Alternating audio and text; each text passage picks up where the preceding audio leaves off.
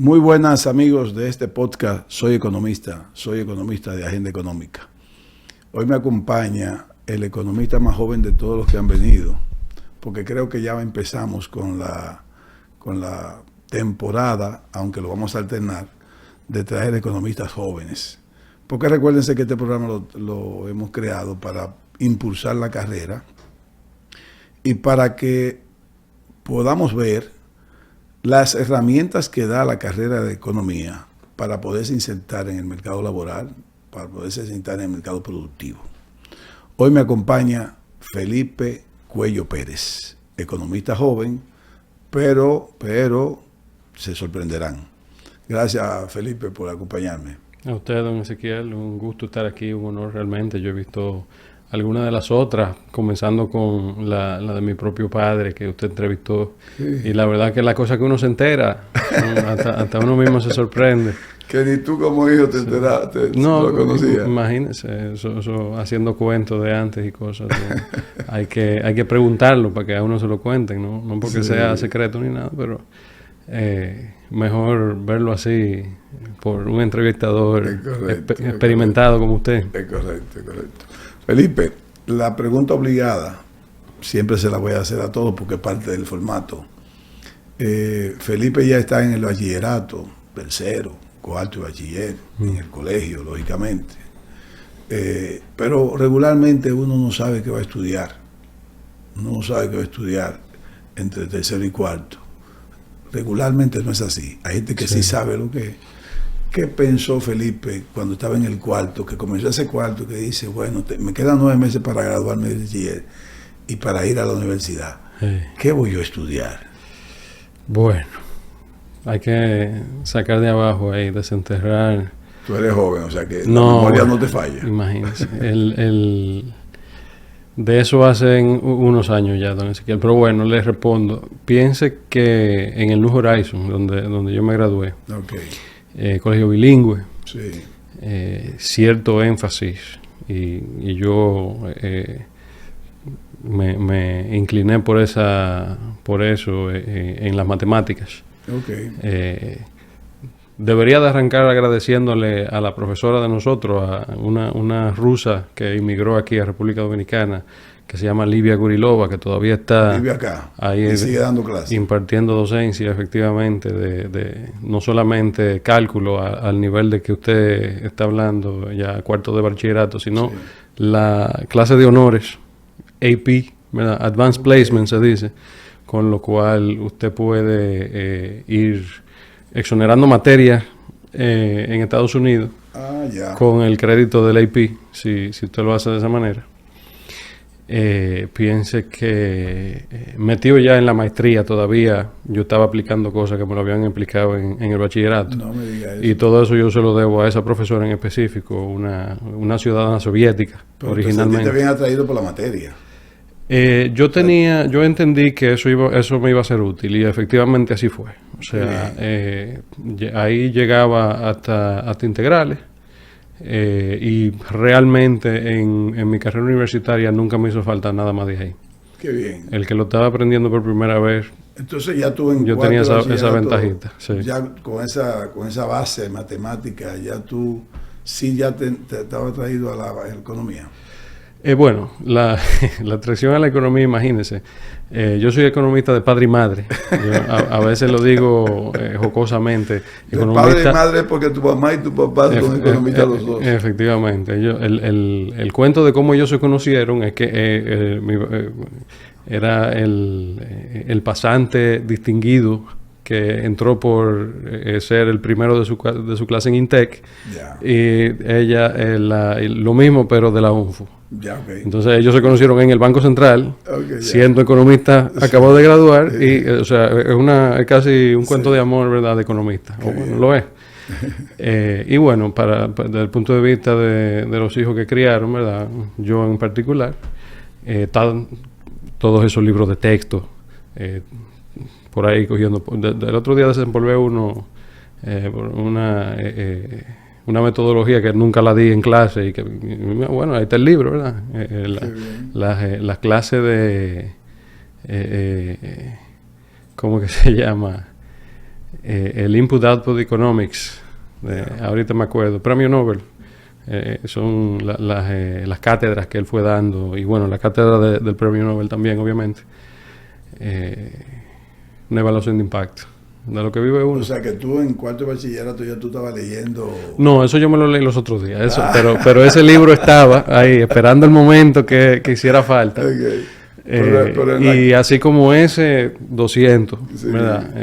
Cosas interesantísimas, y uno puede ir viendo las cosas que le fueron interesando en su momento. Hay varios libros de los fractales matemáticos, que eso es todo un universo Okay. Pero bueno, volviendo al New Horizons, ahí también ofrecían, o yo creo que lo siguen ofreciendo, hace mucho que no paso por allá, lo que se llama el bachillerato técnico en informática. Y entonces ahí nosotros nos quitaban de arriba francés y cosas de esas, química, y los reemplazaban con redes, con programación, con diseño de página web, HTML, C++, todo ese tipo de cosas. Cosa que también fue muy útil, porque a pesar de que yo nunca me incliné después de eso por la programación digital, la cosa, es una fluidez que uno tiene con la informática. Claro, entonces ya de nuevo mencioné mis estudios de grado de maestría. A la hora de, especialmente en los paquetes estadísticos, que son fundamentales para muchas de las partes de análisis. Bueno, base de datos era una de las materias, aunque ya la versión automatizada de la regresión a la que teníamos acceso en el 2015, cuando yo me gradué, sí. Había que pasar un poco más de trabajo para hacer eso antes.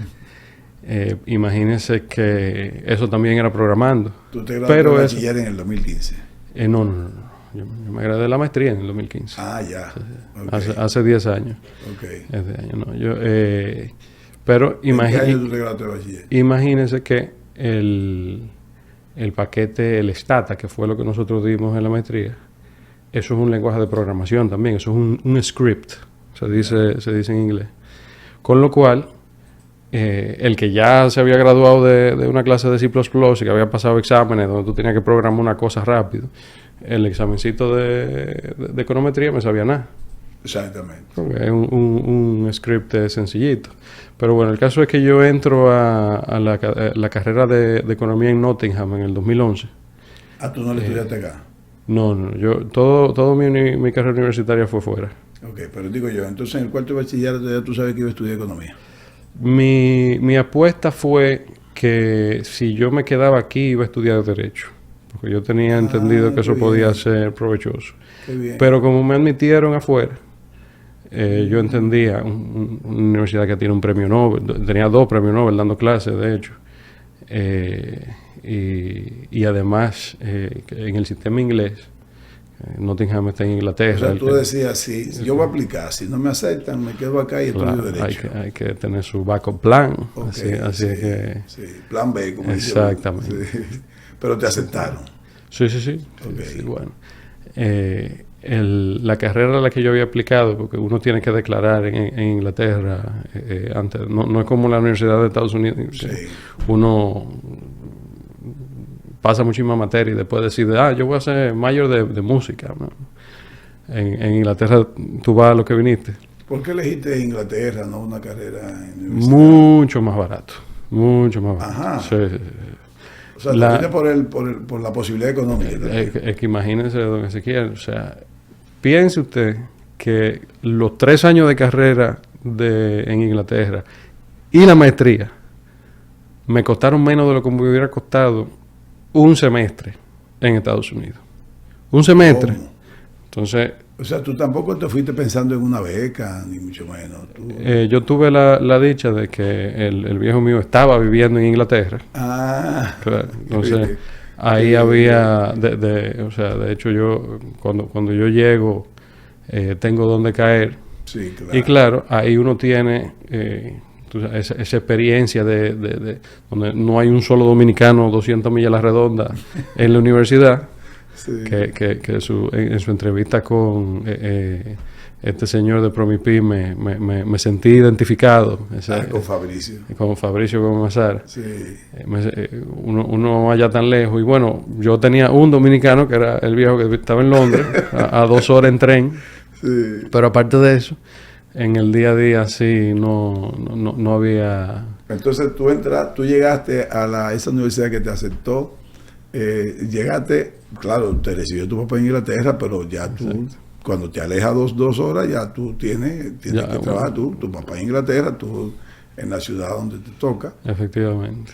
Y comenzaste ahí. ¿Qué sentiste tú cuando tú como llegaste ahí? Bueno, tengo que vine a estudiar. O sea, claro. No fue... No, imagínese, don Ezequiel, que el tema del major, de la concentración, se dice en español, ¿verdad? Los ingleses tienen la doble titulación. De hecho,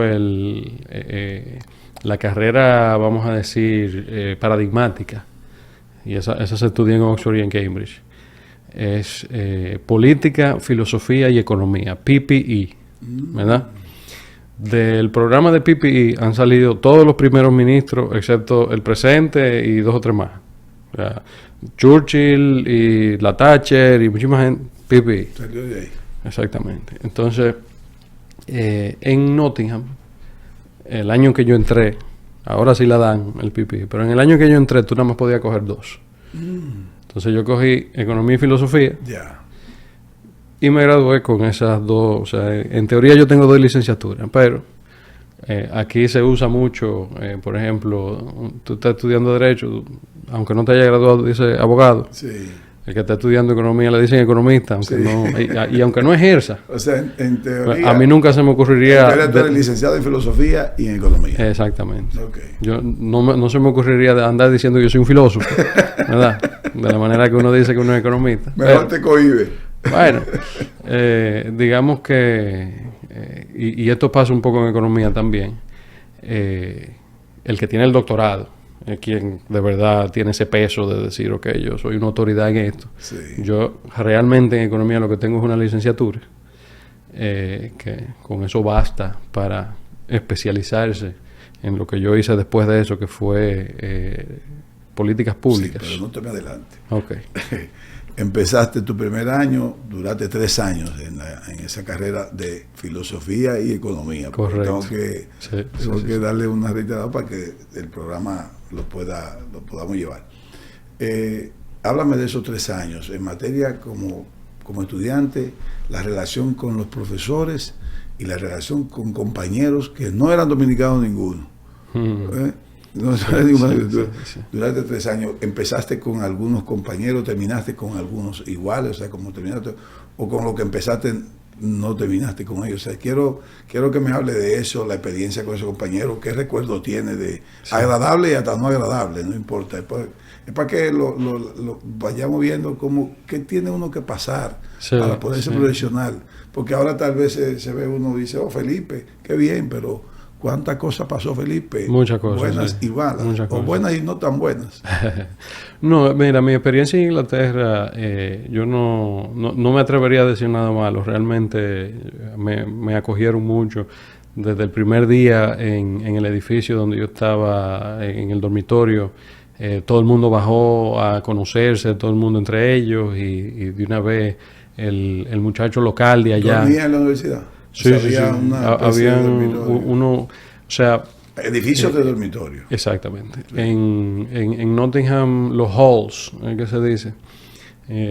Hay halls con cierta historia, y estaban ahí de cuando comenzó la universidad.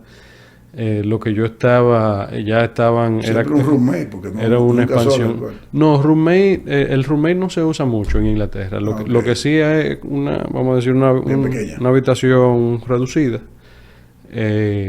Imagínense, es como un apartamento de 7 puertas, sí. Una cocina compartida, pero había también más modalidades, o sea, lo que caracterizaba el edificio mío, que era Coppers, era que ahí no había un servicio de comida.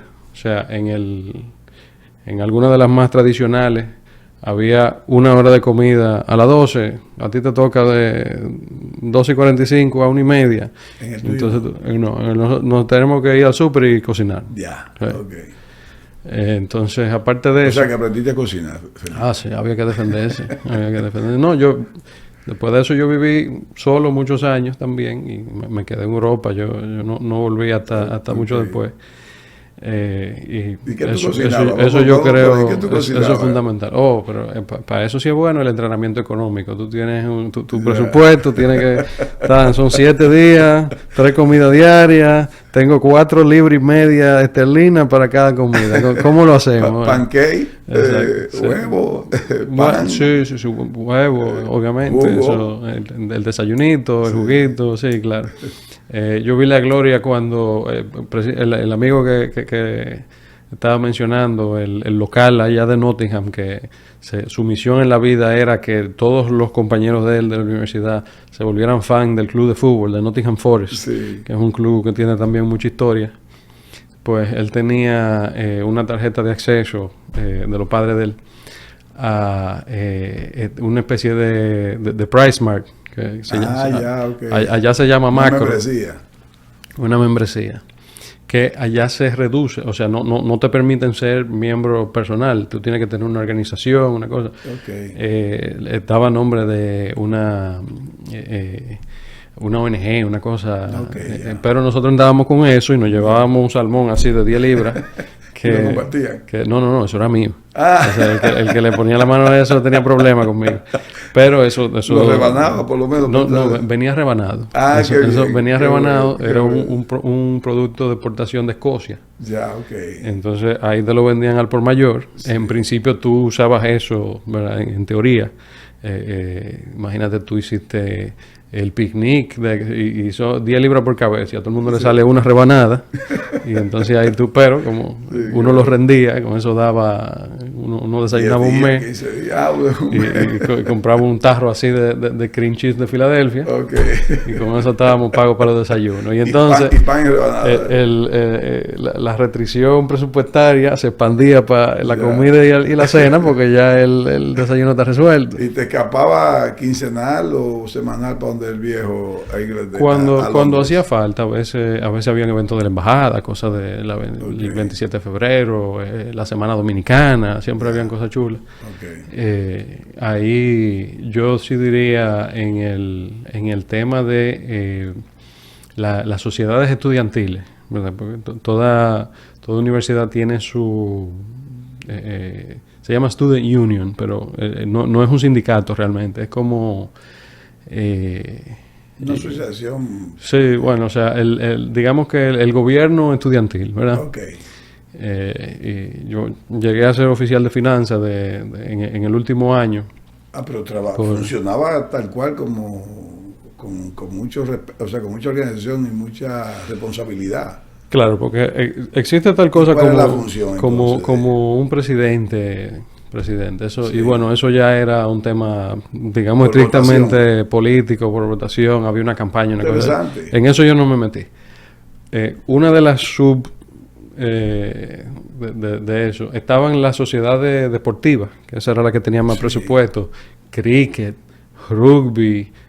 Había un equipo de velerismo, lo que reman, o sea, en eso sí Nottingham era grande. ¿Y esa sociedad estudiantil entonces recibía fondos de algo? Sí.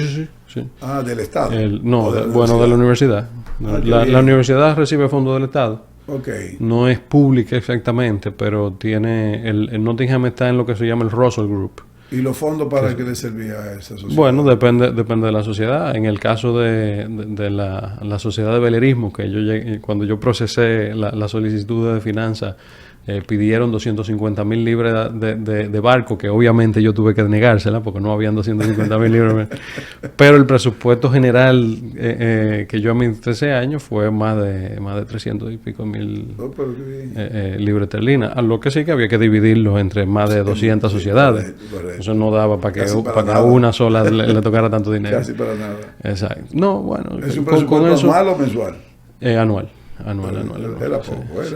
No, o sea, La presidencia que yo tuve el Club de Naciones Unidas,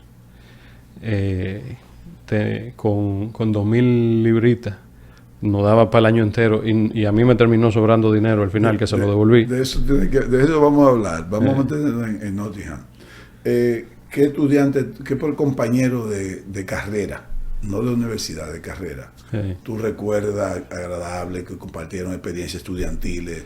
No experiencia de salir a la calle, bueno, sino estudiantiles. Puede haber una de esas, pero si la quiere expresar, pero sobre todo estudiantiles. Nottingham tiene la particularidad que la población son unas 300.000 personas, de las cuales 50.000 son estudiantes.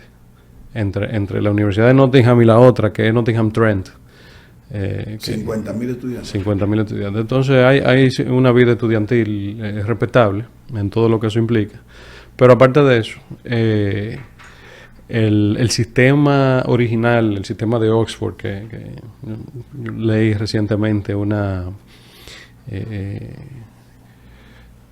sobre la India y la universidad más antigua del mundo, que está en Nalanda, no estuvo continuamente operando, pero tiene unos 5.000 años. Piense, don Ezequiel, que ese sistema de un dormitorio con la placita en el medio, los estudiantes que están constantemente aprendiendo de uno de los maestros y van y se entrevistan con él. Bueno, eso se va. El caso es que mi grupito, entre comillas, eran los que tenían esa misma mezcla mía, economía y filosofía al mismo tiempo. Okay. Éramos unos 15 por ahí. Y en principio nosotros estábamos agrupados, por lo menos ese primer año, en todo, ¿verdad? Teníamos que coger la misma micro-macro, la misma estadística, la misma en filosofía también estaba la lógica proposicional, que es un sistema matemático para evaluar los argumentos expresados en palabras, pero que uno lo simplifica sin simbología y entonces eso todo un tema. También estaba ese primer año eran 3 y 3, o sea 6 materias el año entero, 3 en el primer semestre y 3 en el segundo, 3 de filosofía y 3 de economía, 6 y 6, ¿eh? Por semestre. Por semestre. Y entonces después, el segundo año y el tercer año, ya ahí tú podías elegir lo que tú mejor quisieras. O sea, tenían que ser economía y tenían que ser filosofía, pero dentro de lo que cupiera en el plan que tú habías elegido, tú podías coger la que tú quisieras, exacto. Ok. O sea, no había prerequisito. El prerequisito era ese, que todos los créditos fueran o de economía o de filosofía, okay. y en un balance. Eran 60 créditos por semestre. Ok. ¿Y cuáles son esos compañeros que te acompañaron en esa vida estudiantil de economía y de filosofía? Que de hecho, tal vez algunos tienen tú algún contacto con ellos. Sí. Perdimos unos cuantos que se graduaron de otro sitio después. Se graduaron en Nottingham. Tengo en la cabeza un checo que usted preguntándome, que fuimos muy amigos hasta que se fue. Había una muchacha de Bielorrusia que vive en Dubái ahora, okay. que se casó los otros días. También se destacó más en economía que en filosofía, pero nos ayudábamos con la tarea y cosas. Otro checo que se metió de lleno en economía, hizo la maestría en economía y debe de estar terminando su doctorado ya, si no ha terminado la tesis. 2 o 3 ingleses que no me vienen mucho hacia la cabeza, pero sí, o sea, en principio ese era académicamente el core, el núcleo así. ¿Cuáles materias te resultaron más difíciles y cuáles te dijeron eso fue una pasada? Bueno, la de lógica proposicional por poco caducamos ahí. ¿Verdad? Pero sí, porque es que es muy subjetiva, o sea, muy de uno. Al contrario, es totalmente Lo que pasa es que, o sea, el sistema inglés, ¿verdad? Vamos a comenzar por ahí, porque tal vez se entiende mejor. Sí. En el sistema inglés, si usted quiere ir a clase, usted va, y si no, no. Ajá. Si tú quieres trancarte en tu cuarto y leerte el libro de texto, eso es problema tuyo. El único lío es que solamente hay 2 oportunidades de nota. El examen de medio término y el final. 40 puntos y 60 puntos. Entonces, es relativamente fácil quemarse. Porque aunque tú hayas ido a los laboratorios a hacer los ejercicios y hayas prestado atención en clásicos, si el día del examen estornudaste para la izquierda y no para la derecha, fácilmente te quedaba con un déficit de puntos ahí que...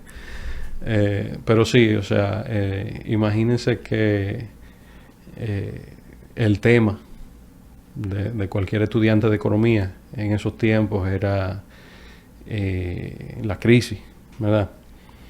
Era los fundamentos que aparentaban no ser tan fundamentales a la ciencia económica, ¿verdad? Y también hay que tener, vamos a decir, ese acceso a la biblioteca que uno tiene ya montado en el internet, con los papers, sí, con los libros de texto, no solamente lo que dice la clase, sino los otros. Yo recuerdo una vez que yo estaba, bueno, eso fue más tarde, con un venezolano amigo mío que estábamos cogiendo, yo creo que era la de economía financiera juntos. Y estaba en la guagua el que nos daba el laboratorio. No el profesor, sino el de la clase chiquita. Y yo le estoy explicando al amigo mío, o sea, ¿cómo puede ser que yo, con la cuenta que yo tengo de Nottingham, me puedo meter en el repositorio de los papers que salieron hace 5 minutos a leer la punta de lanza de lo que se está estudiando en este tema? Y esta gente me tiene estudiando un libro de texto. Y claro, eso realmente es la diferencia un poco entre el estudiante de licenciatura, que académicamente está pelando papa, ¿verdad? Y ya cuando uno va a los niveles de grado donde se te respeta un poco más como estudiante y tu criterio importa un poco más, pues son 2 experiencias muy diferentes. Sí. Eso sí es algo que yo, por lo menos ya casi graduándome, yo decía, coño, o sea, ¿cuándo es que esta gente va a entender que yo no comencé a leer economía antes de ayer? Yo tengo mi vida entera hablando de esto con gente que sabe de eso. Y no lo digo solamente por el parentesco, sino todos los amigos de ellos, sino viendo los temas. Y bueno, eso de porque hecho, cuando se juntaban, tú estabas ahí y escuchabas. Era pasivo, pero escuchaba. Yo siempre fui de esos muchachos que se sentaba con los adultos a tratar de participar en la conversación. Tú eras activo, tú hacías preguntas. ¿Te lo permitían? Sí. Eso nunca fue limitado. Ni por parte de mis padres, ni por mis abuelos tampoco. Usted sabe que también son contertulios bien enriquecedores. Sí. Entonces, ¿qué le quiero dejar dicho con eso, don Ezequiel? Para el que esté estudiando o pensando en estudiar una carrera de economía específicamente, todavía al sol de hoy, hay doctrinas y dogmas que igualmente en 20 años no lo serán, pero en ese proceso de reemplazo, de como decía Lenin, que el mundo nuevo no ha nacido y el viejo tampoco quiere morirse. Yo creo que eso fue el italiano. Estamos en ese interregno de qué es lo que vamos a hacer con esta metodología el individualismo metodológico. Y bueno, lo hablamos en ese grupo tan enriquecedor que usted ha conformado de economistas, que la base originaria de la ciencia económica es el comparativo entre los países. ahora se han inventado este nuevo término, la geoeconomía, olvidándose que la economía política internacional es el origen del asunto. Exacto. Entonces, dieron tanta vuelta para llegar a donde comenzaron. Sí, eso es interesante.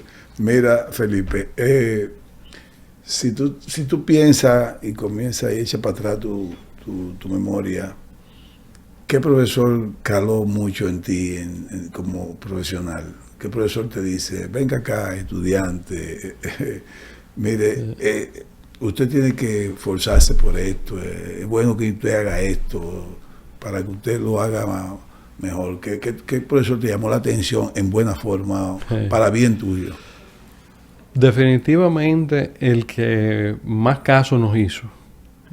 El que más caso le hizo a los Sí, estudiantes, sí, no, claro, no es que usted le hicieron más caso. No, porque imagínense, o sea, con yo decirle, por ejemplo, que el laboratorio de esa clase lo daba él mismo, ya eso es mucho, ¿verdad?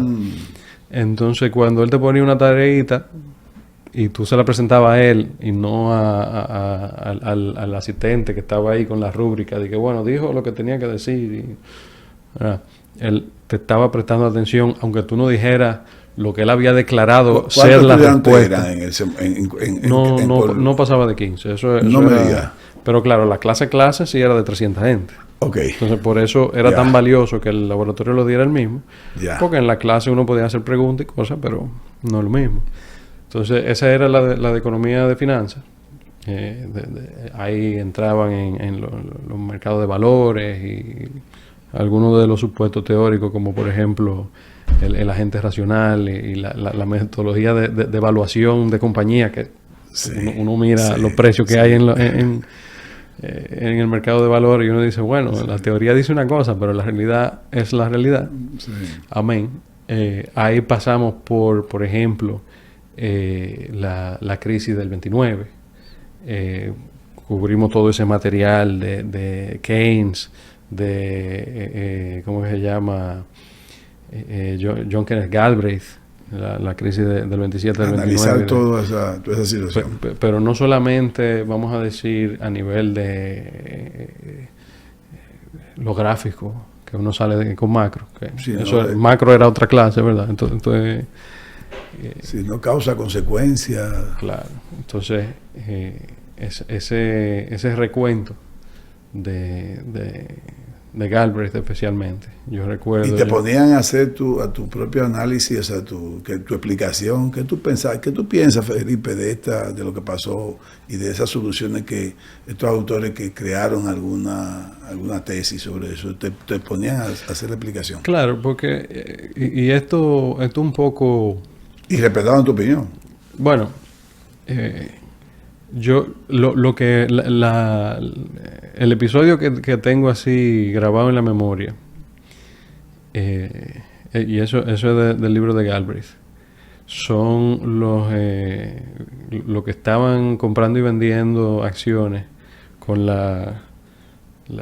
el papelito de los telegramas, que llegaba, a veces llegaba 2 semanas después, ¿verdad? Dependiendo de donde uno estuviera. Y hacer el cuento, el episodio que estaba recontando Galbraith, que había gente que había quebrado y no lo sabía. Exacto. Y de repente le llegaba tal empresa quebró. Ya no. Donde tú tenías, ya te adivinas si va a quebrar. Y ya, imagínate. Cosas que hoy no pasarían, pero que son el saborcito de la época, de lo que estaba pasando. Y claro, Keynes no como el contrincante de Hayek, no como el contrincante de Friedman, sino la figura histórica. Keynes, el hombre, el Lord Keynes, que tiene declaraciones en la Cámara de los Lores, como lo que viene siendo el Senado de aquí, ¿verdad? Que tiene un récord de votaciones y esto fue lo que el Parlamento británico tiene una cosa que se llama el Hansard, que queda permanentemente en todo lo que se dice por todas las partes. Keynes, cuando la consecuencia económica de la guerra, el Keynes más tarde en Bretton Woods y al final de la Segunda Guerra Mundial, ahí hay 30 años de la misma persona, uno va viendo su evolución y cosas. Y bueno, los cuentos de su esposa la bailarina y toda esa pendeja, pero... y el profesor entonces que tú dices que le prestó más atención, ¿cómo se llamaba? ¿O se llama? Era un griego que tenía la particularidad, no me acuerdo su nombre realmente, debería de recordarlo. Tenía la particularidad de trabajar en economía financiera en la vida real. Oh. Entonces, claro, a él le interesaba un poco menos el tema teórico, ¿verdad? Yeah. Y un poco más la práctica, la práctica, la realidad y lo que podía sacar de alguna idea interesante que podía tener un estudiante. ¿Ese es el profesor que más te siente que te de lo de economía, sí. ¿Y de filosofía? Bueno, de filosofía, imagínese. Está la materia de filosofía política, que ahí sí ahondamos en Locke y había otro de las electivas que el semestre entero era nos vamos a leer el Leviatán de Hobbes. ¿No? Eso es un librazo, eso tiene 3 tomos adentro. Y había que decir el tercer tomo es de lo eclesiástico, o sea, de la parte, vamos a decir, los roles de la iglesia adentro de el Estado inglés del siglo XVI, ¿verdad? Que el rey viene siendo un papa anglicano. Ajá. Esa parte no iba. Te pasaba sábado y domingo leyendo. Esa parte no iba. La parte de nosotros era la primera parte, que es el estado de la naturaleza. Esa famosa frase de Hobbes de que ausente un imponedor de orden central, el hombre es lobo al otro hombre y la vida es corta y bruta y no muy atractiva. ¿Te ha servido de algo ser licenciado en filosofía para poder desarrollarte como licenciado en economía?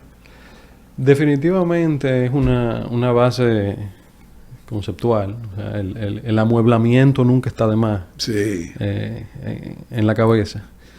Y bueno, en materia de conocimiento no sobran. Yo creo que lo que hay que saber ordenar.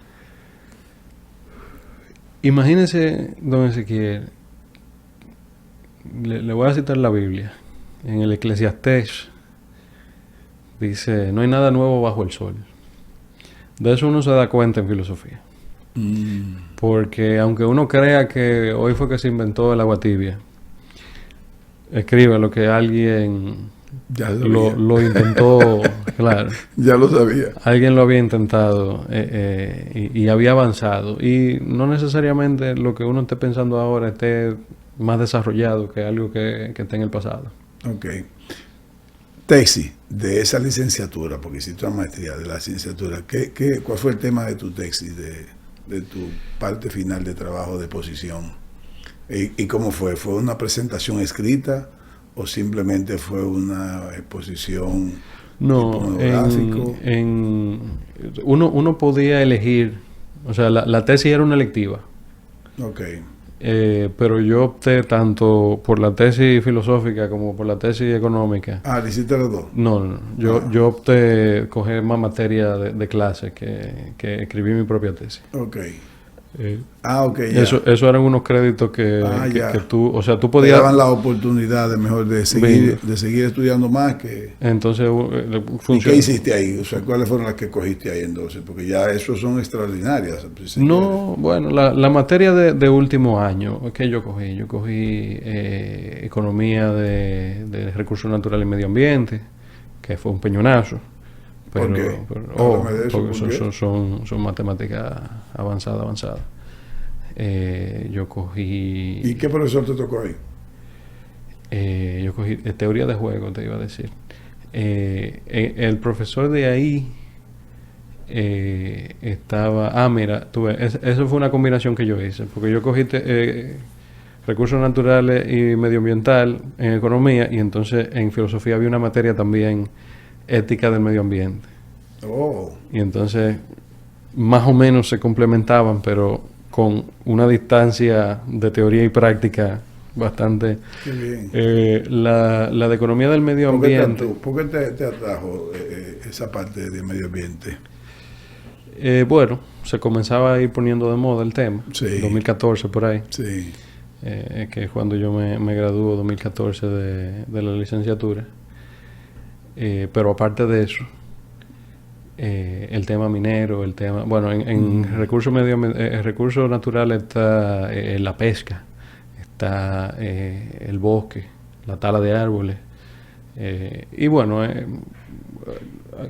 al principio es relativamente... es un stock flow, qué tanto se puede ir sacando, qué tanto se tiene que ir reinvirtiendo para que vuelva y crezca. Es un recurso renovable. Pero ya cuando tú llegas a minería, se va complicando el asunto. A ver si me acuerdo, esto es un examen. Las reglas de Hotelling y las reglas de Hartwig, que gobiernan tú estableces al principio.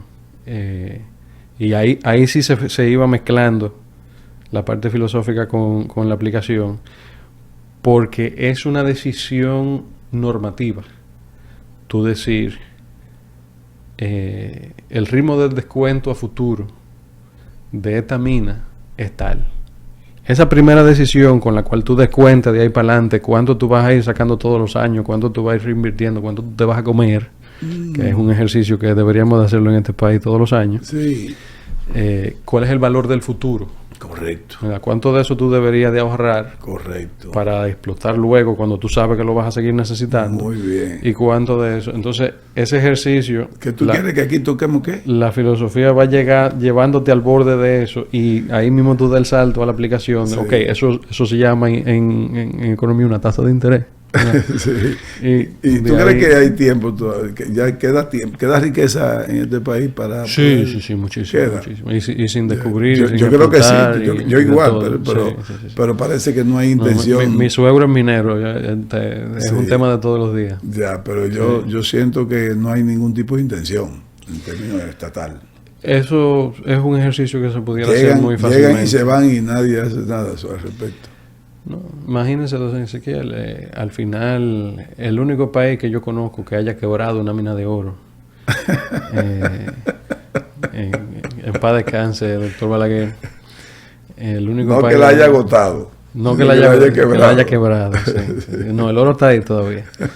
Pero hay que organizarse para sacarlo. Mira, porque fue un peñonazo, como tú dices, o sea, porque fue muy dura la materia de ambiente, de la parte económica. Sí, bueno, usted sabe... No me dijiste lo mismo de la parte de la filosofía. No, porque la filosofía ahí es bastante... porque en lo que entra es... arranca con el círculo de considerabilidad moral. O sea... Por eso dice la ética medioambiental. Exactamente. Entonces... el instinto de preservación de la propia persona, ¿verdad? A partir de ahí se va abriendo el círculo, tu familia directa, exacto, papá, esposa, hijo, los primos, los tíos, etcétera, sobrinos, qué sé yo, y eventualmente el resto de tu país, la humanidad en general, correcto, ¿verdad? Correcto. Y el círculo tú lo puedes seguir abriendo, los animales marinos, y si te quieres ir al extremo del argumento, porque eso es un poco esa relación con el ambiente que tiene naturalmente el hombre.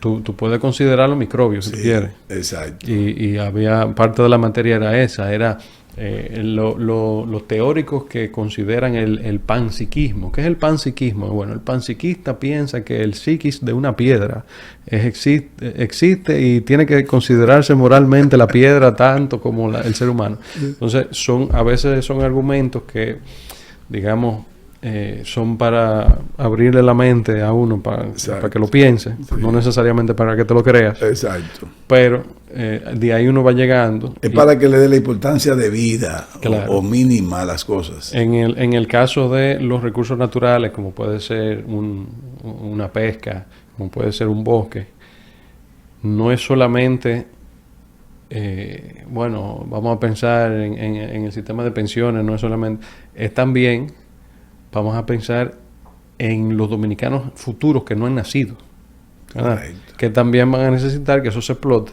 Correcto. Y que se haga de una forma, entre comillas, sostenible. Eso es una de O esas que esté palabras, hábil para ellos poder una de esas convivir. palabras que sirve Sí. para decir lo que uno quiera decir en el momento, pero sostenible, entre comillas. Sí. ¿Por qué del otro lado de la ecuación en economía eso es tan difícil? Porque la aplicabilidad de eso, usted sabe que la primera clase es fácil, la segunda clase es un ching más difícil, la tercera un ching más difícil. Si el examen hubiera sido solamente la última clase, no pasábamos.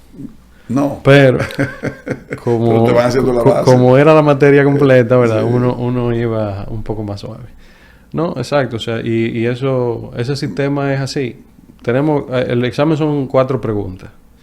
Ya desde que tú te sientas y tú ves el mandato, tú dices, bueno, la cuarta yo no la voy a responder. Porque la cuarta es para el súper sobresaliente, si existe. Okay. Porque esa es la otra. En el sistema británico, no todo el mundo saca A, como en algunas universidades que podamos conocer, o como incluso algunas que están de este lado del mundo. En Inglaterra, la clasificación es de primer grado, de segundo grado primero, de segundo grado segundo y de tercer grado. Es lo mismo, es A, B, C y D, pero así es que se conforma. Y de ahí, el primer grado puede pasar 3 y 4 años sin que nadie saque un primer grado en una materia. No. Así mismo. Lo normal, entre comillas, es que, segundo grado primero. es que salga. Si tú sacaste un segundo grado primero, vete contento de ahí, que te fue bien. Y de ahí para abajo es donde está la mayoría de la gente. Ya. Entonces. Pero tú no te estresaste con eso. O sea, tú simplemente fuiste a estudiar, y estudiaste y. La cabeza da hasta donde llega. Uno obviamente con esfuerzo puede mejorar. La otra materia que yo quería mencionar era la de teoría de juego. Sí, esa es interesante. Que eso sí... Teoría de juego. Esa contaba como economía, pero tenía elementos psicológicos, tenía elementos de experimentos. Íbamos al laboratorio y nos ponían en grupitos a jugar un juego de cooperación entre nosotros, cosas que en alguna otra universidad te pagan por participar en el experimento. Para nosotros era parte de la materia, pero no en el sentido de que nos estaban juzgando en que también íbamos a entender que este es un juego de cooperación y este es un juego de competencia. ¿Quién ganó el juego de competencia? ¿A cuál equipo le fue mejor en el juego de cooperación? O sea, te están poniendo notas sobre eso. O sea, es lo individual contra lo colectivo, contra lo social. Pero aparte de eso, si tú entendiste la materia, si tú entendiste la teoría, se supone que cuando tú te veas en la situación, por ejemplo, el que conoce todo el mundo, el dilema de los presos, que tienen que cooperar para que salgan los dos, y si no, si yo te delato a ti te dan 7 años, yo me voy, pero si nos delatamos los dos, nos tocan día los dos. O sea, eso lo vivimos siempre. Bueno, lo que le hace falta a cualquier sociedad en cualquier parte del mundo, que la confianza social llegue a donde todo el mundo está cooperando para que la cosa... Sí, pero hay un instinto humano. Hay un instinto humano de la selva, sí. Sí, claro. Que ahí podemos volver a Hobbes, Sí, del lobo contra el lobo. Sí. Hombre será lobo a hombre. Ese es un instinto que no hay forma. De hecho, si no lo tienes, te va a crear muchos problemas para la convivencia. O sea, no es tan fácil. Pero todavía yo sigo con el peñonazo de ambiente en la parte económica. No me ha dejado todavía... No, mira, cuando... Yo creo porque es que yo soy muy de ambiente, o sea, yo trabajo mucho en la parte medioambiental. Mira. Pues el rol que yo tenía de la presidencia de la Sociedad de Naciones Unidas, y ya en ese tercer año también siendo oficial de finanzas, teníamos eso, volviendo a lo de las sociedades estudiantiles, yo tenía la responsabilidad no solamente de viajar a los modelos de Naciones Unidas de todas las otras universidades con el equipo de Nottingham en calidad de presidente, sino también asegurarme que el equipo de nosotros estuviera bien entrenado a la altura de ser un equipo viajante y que se ganaran premios esos muchachos. Entonces ahí habían también temas que había que dar página para la izquierda, había que redactar la guía de estudio para, en el caso mío, los comités que yo estaba presidiendo en los modelos de otra gente. Y yo creo que yo alineé correctamente las prioridades en lo académico también con mis extracurriculares, que es lo que viene siendo esto. Y ahí yo creo que lo que hay que mencionar es el modelo que me llevó a Maastricht, que me enteré los otros días viendo una entrevista como esta de Hugo Giuliani, sí, eminente economista también dominicano, gobernador del Banco Central. sí. Pues resulta que él también fue a Maastricht Sí. a hacer su maestría. En Maastricht había uno de los modelos más interesantes, más desarrollados de Naciones Unidas, y allá cuando yo fui ¿Tú elegiste Maastricht para eso? Para la maestría, sí. Para la maestría. Pero yo me enteré de la existencia de Maastricht porque yo fui como presidente de mesa a un modelo de Naciones Unidas donde yo fui, eso habrá sido, me acuerdo de eso por el tema de medio ambiente, porque era una, no me acuerdo si era el ECOFIN o tal vez una de la Unión Europea, uno de los comités de la comisión.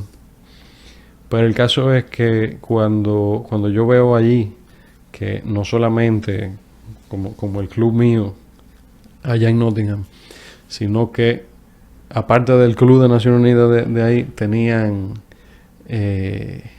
una universidad de Naciones Unidas como parte de, en este caso,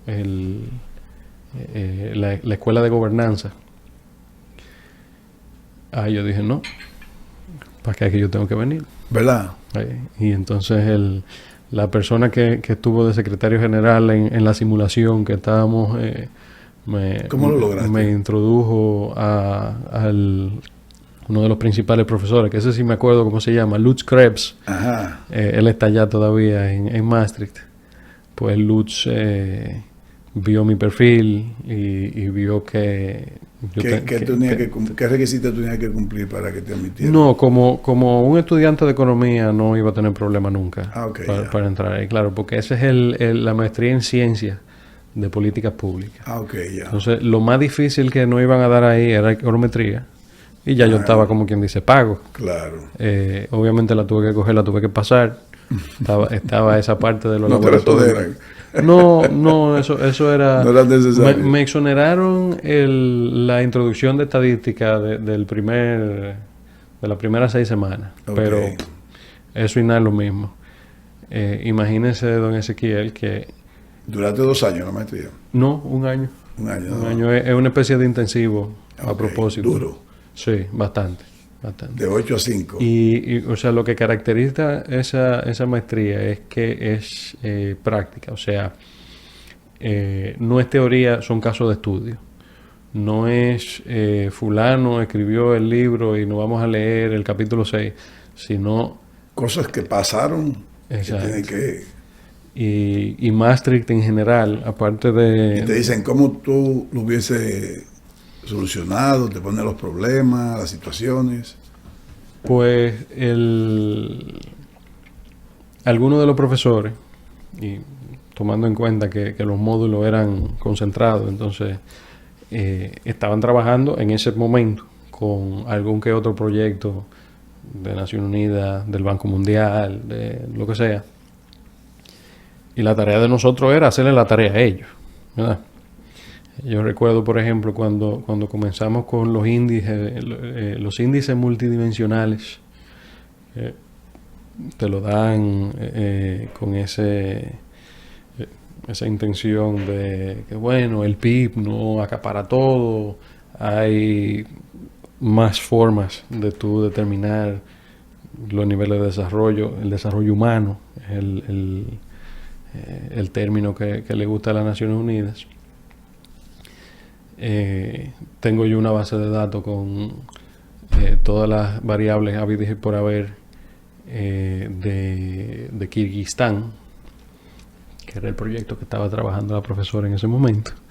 Y ella muy amablemente nos permitió a nosotros hacerle la tarea a ella de una aplicación real de lo que estaba haciendo ella en su vida profesional, como un buen ejemplo de para lo que servía lo que estábamos aprendiendo, pero en ese momento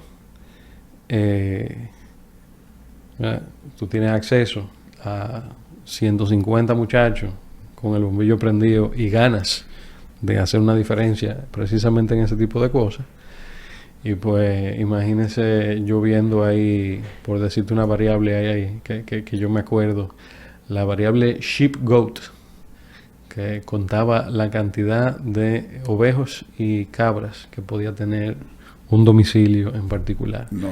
Entonces, claro, usted ve, esta gente ingresa 0 y no tiene nevera y no tiene carro y ese levantamiento era exhaustivo.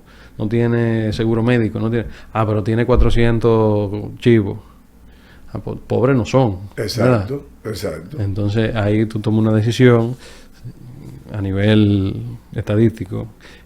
Vamos a incluir en la muestra de la gente que va a estar protegida por este programa social la gente que tiene más de 10 chivos, sí o no. Pero el 10 chivos es arbitrario, ¿verdad? Sí. Eso es totalmente normativo en el sentido, y bueno, eso es una de las cosas que te enseñan en economía, la diferencia entre lo normativo y lo positivo, lo que es exclusivamente hablar de los hechos, y ya lo que es normativo es decisiones a según de tu criterio. Tú la puedes explicar, tú la puedes justificar, tú te puedes poner a filosofar si tú quieres, sí. Pero a partir de ahí ya tú entras en lo que Maquiavelo, que también lo estudiamos en filosofía política, el problema de la mano sucia. Sí. La única forma de tú mantener las manos limpias es de no hacer nada. Sí. Desde que tú incidiste en cualquier manera a través de la fuerza gubernamental, te manchaste las manos. Sí. Y bueno, Maquiavelo recomienda manchársela a la más gente posible para que todo el mundo cargue contigo así, y tenga que defenderte. Para que la culpa sea para todos. Y te tienen que defender después cuando vengan a preguntar explicaciones. Exacto. Y entonces esos 2 años, ese año de maestría, ¿te la pasaste prácticamente entero sin vacaciones o hubo alguna...? Eso fue bastante intenso. ¿Verdad? Eso fue bastante intenso. Pero también yo me lo busqué porque yo también me postulé al gobierno estudiantil de nuevo. También. Sí, yo fui el secretario allá del cuerpo estudiantil. ¿Y por qué te atrajo tanto en la licenciatura como en la maestría? Usted sabe, don Ezequiel, ¿Qué tú sentías que tú necesitabas para hacer? A mí siempre que yo he podido, y bueno... Esa es la herencia política. Aunque salga no política, imagínense. Yeah. El tener varios sombreros al mismo tiempo, eso yo se lo recomiendo. O sea, si yo estuviera entrando de primer año de licenciatura ahora, postúlate a tu gobierno estudiantil, intenta formar parte o sea, te doy la cuenta. Eran 6 cosas. El secretario de esta cosa. Editor de la revista académica de la Universidad de Naciones Unidas, que la sede está en Tokio. Hay 17 campus en el mundo, Maastricht es uno, y ese fue el primer año que dejaron que entraran editores a la revista, porque nosotros hicimos un lío. Yo era también asistente de investigación en el Departamento de Migración. Yeah. Yo era también, estaba cogiendo la clase extra de econometría, que no había que cogerlo obligado, pero tú la podías coger si tú querías. Eran como 6 cosas. Yo era el delegado de estas cosas con el decano.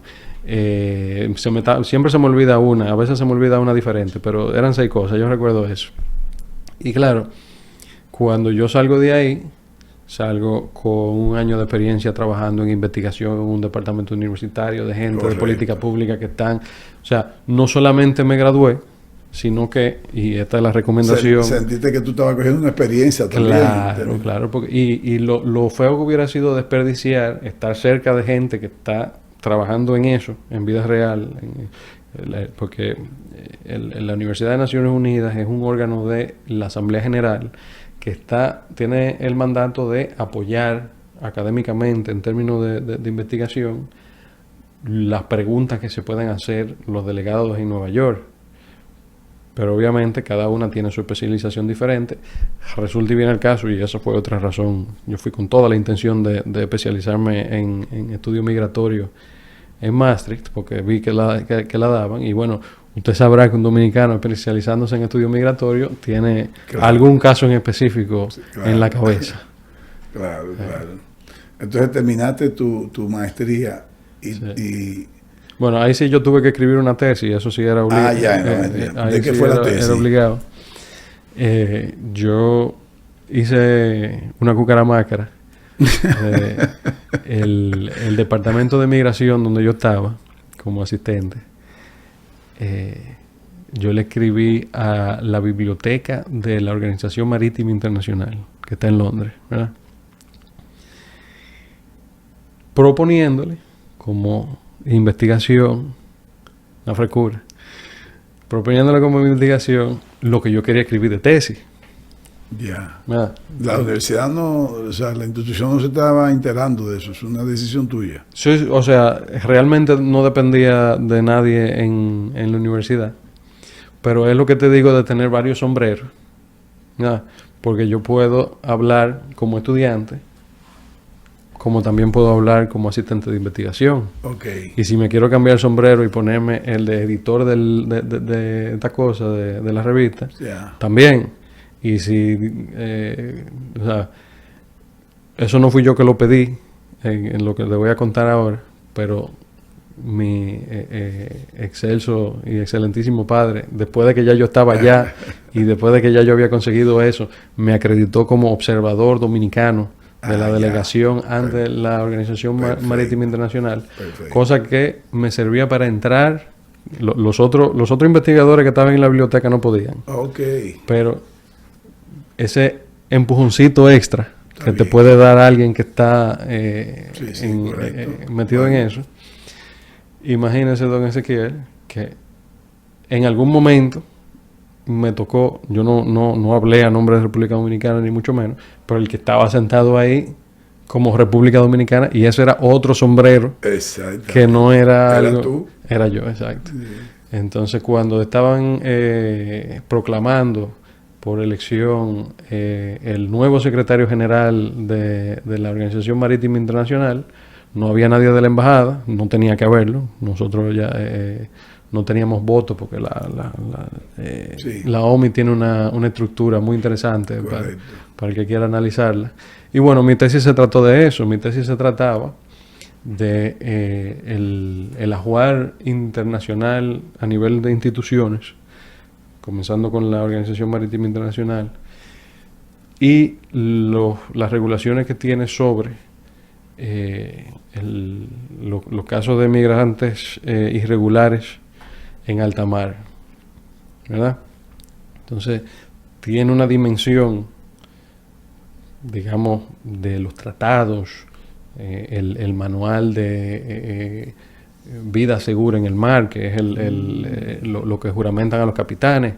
Está también lo que gobierna el dueño del barco y lo que regula los estados, que es el tratado de la Convención de la Ley del Mar como tal.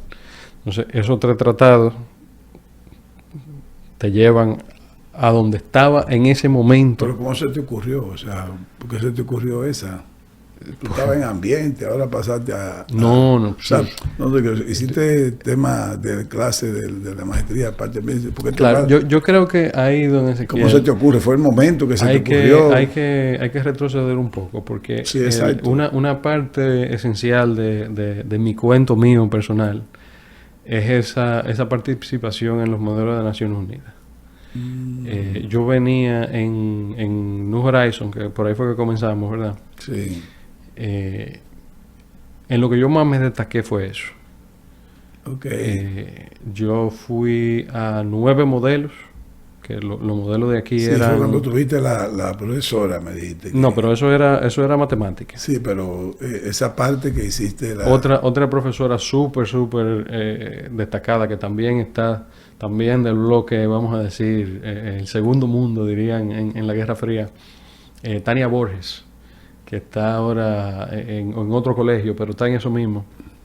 Ella era mi profesora de sociales. Ya. Y además de eso, ella era la fuerte, la matatana en modelo de Naciones Unidas. Ok. ¿Por qué? Porque los equipos que ella había entrenado ganaban premios. Ya. Entonces, cuando yo llego a Inglaterra, yo tengo un récord perfecto de 9 modelos con 9 premios. Ok. Y cuando yo llego ya graduándome, me salí del retiro, entre comillas, ¿verdad? Como Mohamed Ali, de que vuelvo para una última pelea. Bueno, en el modelo de Warwick, que es una de las pocas universidades que dan estudios de guerra, que son esos teóricos de las relaciones internacionales, ya a nivel exacto de estrategia, de geopolítica y de así. Pues el modelo de Warwick tiene la distinción de ser el modelo entero es una crisis, una simulación de crisis, ¿verdad? Entonces todos los años ellos inventan un caso superlativo que lleva los organismos internacionales, lleva los países hacia el límite, y efectivamente el 10º premio nos lo ganamos ahí. Yo era Xi Jinping con el gabinete chino. La crisis era con Estados Unidos y etcétera. Pero aparte de eso, todas mis participaciones estamos hablando de 35, 40 modelos, sobre 3 años y 2 o 3 ahí al final, también en la maestría, fue como presidente de mesa o vicepresidente al comienzo. Yo comencé había una dominicana que era la encargada de seleccionar los presidentes. Ella conocía mi caso, me conocía por reputación. Y ella me dice, ven, tú estás estudiando economía, te voy a dar el ECOSOC, comité X, tú sabes, de lo básico, entre comillas, de la Asamblea General. Y ahí yo entré, o sea, me reconocieron el rango de ahí en adelante, porque esa conferencia era la más grande de Inglaterra, la de Londres. En vez de ser una sola universidad, eran varias universidades de Londres haciéndolo al mismo tiempo. Ya yo estaba adentro del sistema. Entonces ahí, ese cuento que yo hice ahorita de John Kenneth Galbraith, por ejemplo, yo venía en un tren desde Edimburgo, que queda lejos. Para quien no sabe Inglaterra, Edimburgo está para allá, para el norte, en Escocia. Yeah. Eran 8 horas en tren. Y entonces en esas 8 horas me dio tiempo de leerme The Great Crash of 1929 entero. ¿Verdad? Y ahí yo hice mi tarea de economía financiera. Pero en Edimburgo yo estaba presidiendo un comité para el cual yo tuve que redactar un manual de un tema sustantivo, 2 temas realmente sustantivos. Cada modelo tiene una agenda donde uno puede seleccionar tema 1, tema 2. En principio hay que hacerlo los 2, pero tú comienzas por el primero. Ese es el primer pleitecito que tienen que hacer los delegados entre ellos. Ahí tú vas viendo quién es quién, y quién que habla bien, quién está argumentando, quién está improvisando.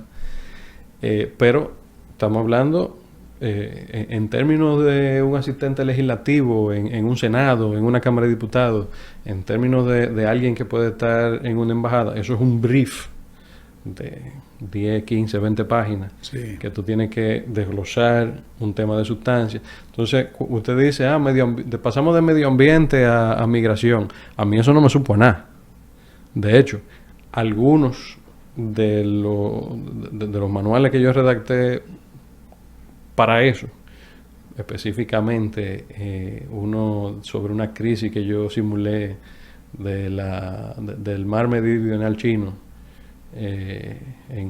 Eso era en el contexto de una cumbre de la ASEAN, Eso yo lo tengo publicado en una universidad como publicación académica. Eso fue un trabajo no de economía, bueno, realmente no es de economía, pero es yo lo tengo ahí entre mis publicaciones. Ajá. Es una publicación. Y eso comenzó como un manual para un modelo de la ONU. Qué bien. Entonces, cuando ya yo paso a la maestría, como asistente de investigación también al mismo tiempo, Sí. yo tengo material, yo tengo un portafolio de cosas que yo he escrito. Okay. Yo hice una en París, yo era el presidente de la mesa del FMI. Yo simulé el Banco Mundial, yo simulé la Comisión Europea de los ministros de Finanzas. Yo hice varios trabajos de ese tipo. Estoy diciendo más de 30. Sí. Las últimas 2 antes de la maestría, que fue Roma. ¿Todo eso tú lo hiciste como parte de esa maestría o No. cosa voluntaria tuya? Eso fue, vamos a decir, mi vida extracurricular. Ah, qué bien. Durante la licenciatura. Te motivaste a hacer esa cosa. Y por eso que yo digo lo de tener varios sombreros. Sí. Porque no es lo mismo, soy estudiante de tal cosa y ya. Ya Que entiendo. soy estudiante de tal cosa y el presidente de tal. Yo fui el oficial de finanzas también de la Sociedad de Filósofos. Eso no te voy a decir que sirvió de gran cosa. Todavía no te quieres llamar filósofo. No, pero hay cada materia. Tú puedes estar estudiando medicina. Hay una sociedad de médicos. ¿Verdad? Esas son las de la materia. Yo te mencioné la de los deportes. Las otras que son temas X, está debate, está en la sociedad de política. Los partidos políticos de Inglaterra tienen en cada universidad una sociedad estudiantil. Ajá. Y yo no fui presidente de los conservadores de Nottingham porque yo no quise. Ok. Yo dije, yo tengo demasiadas cosas, sí. Yo no soy británico.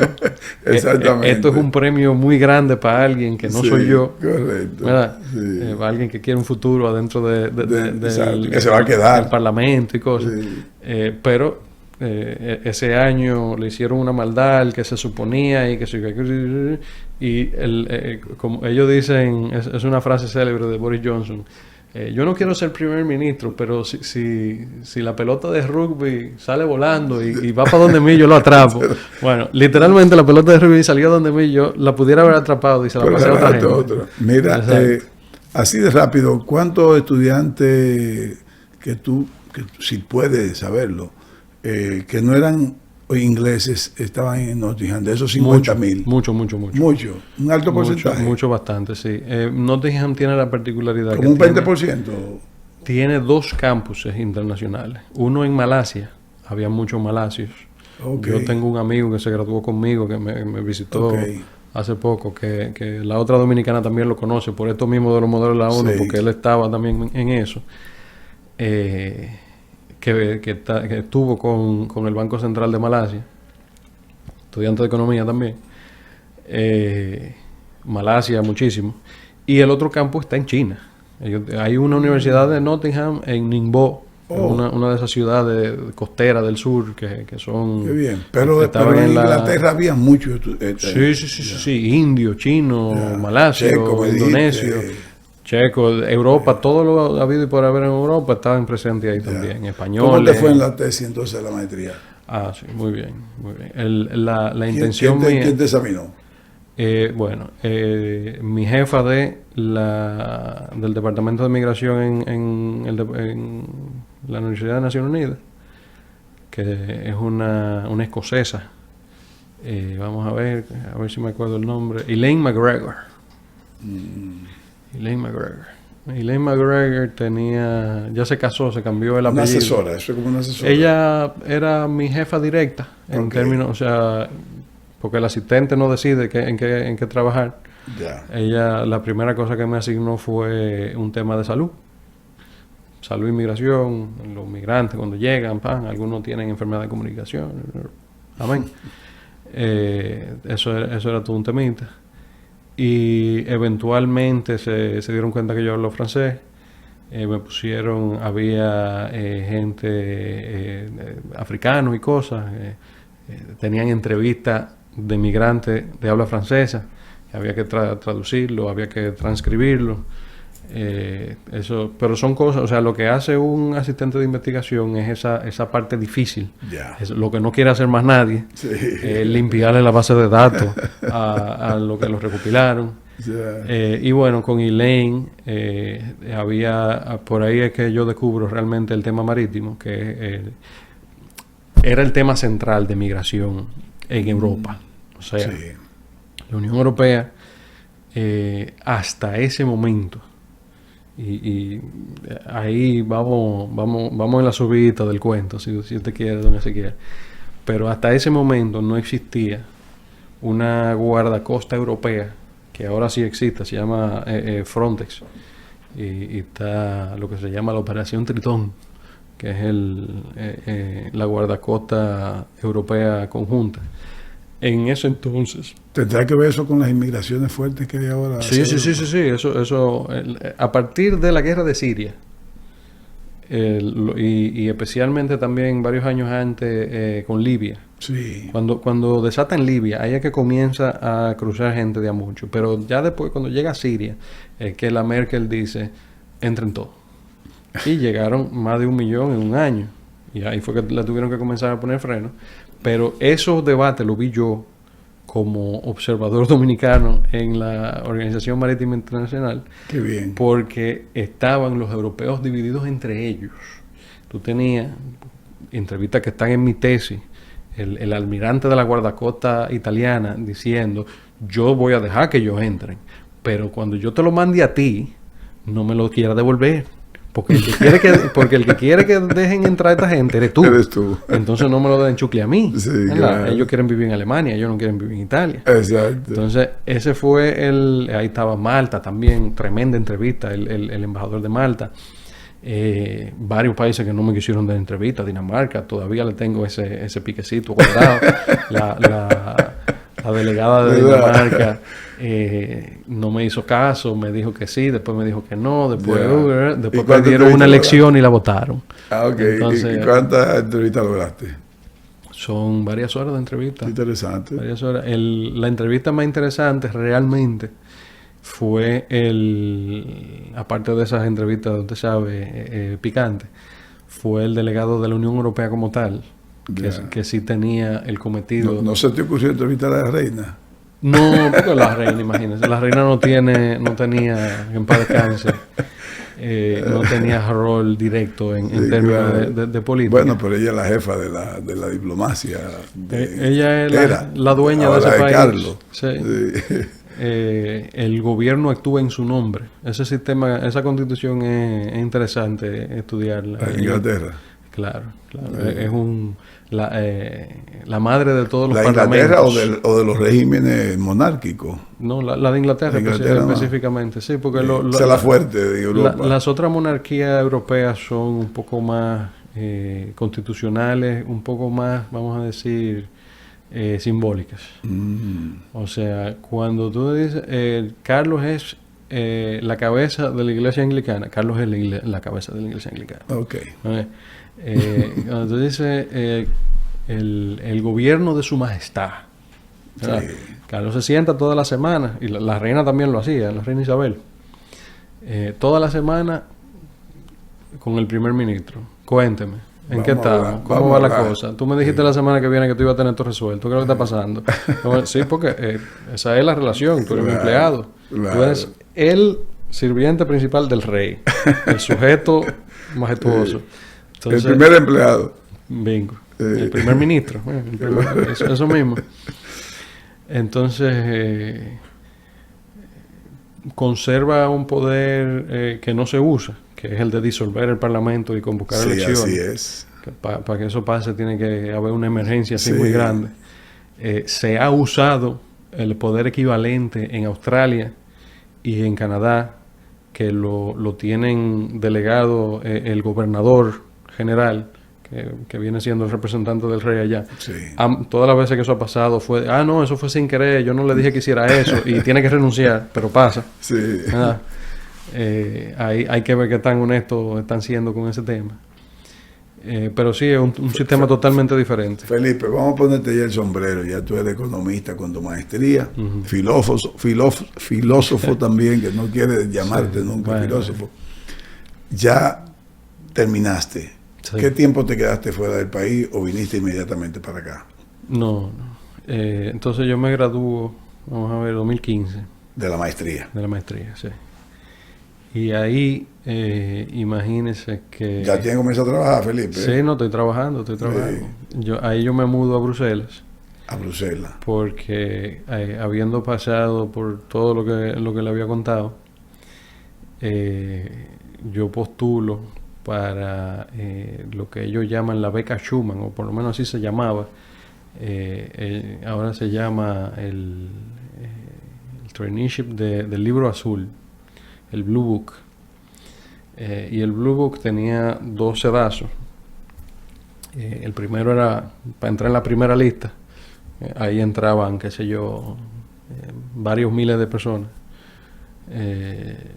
Si te digo que 50,000, estoy adivinando, pero mucho. ¿La cantidad? Y de ahí se circula en las instituciones europeas, la Comisión específicamente.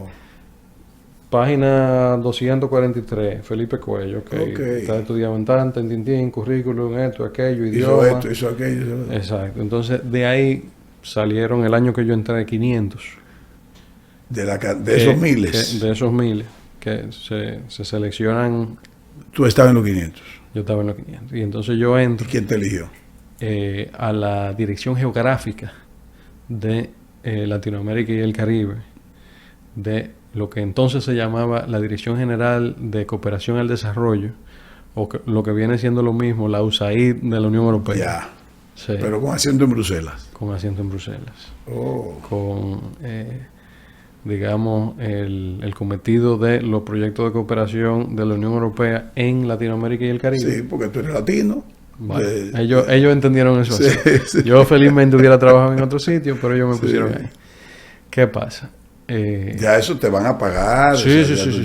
Tú tienes que alquilar un apartamento. Ya. Hay que pagar renta, todavía hay que cocinar espagueti, todo eso. Con tu grinchito, salmón de 10 días. No, el salmón ya había pasado mejor vida porque ya en Maastricht no había de eso.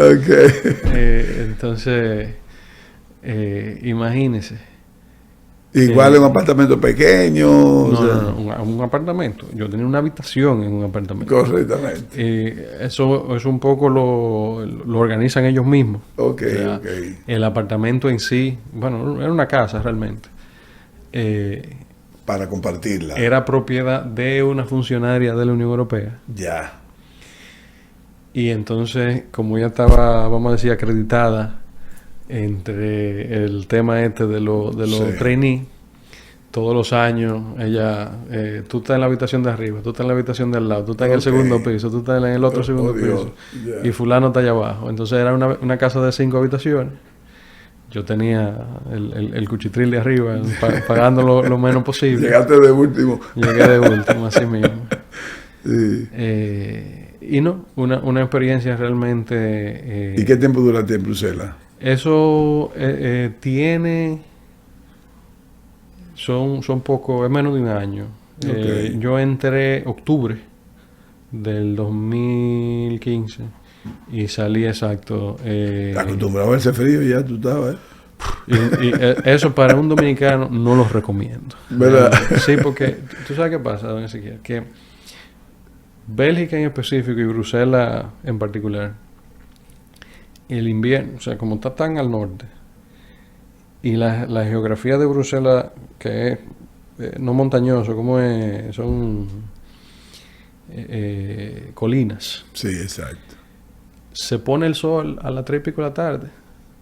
Y eso, para un dominicano... Y sale como a las 9 de la noche. Es muy molesto. Sí. Yo entraba oscuro a la oficina y salía oscuro. Dios mío. En la tarde. No, impasable. Sí. Impasable. Entonces, yo tuve la dicha durante ese tiempo.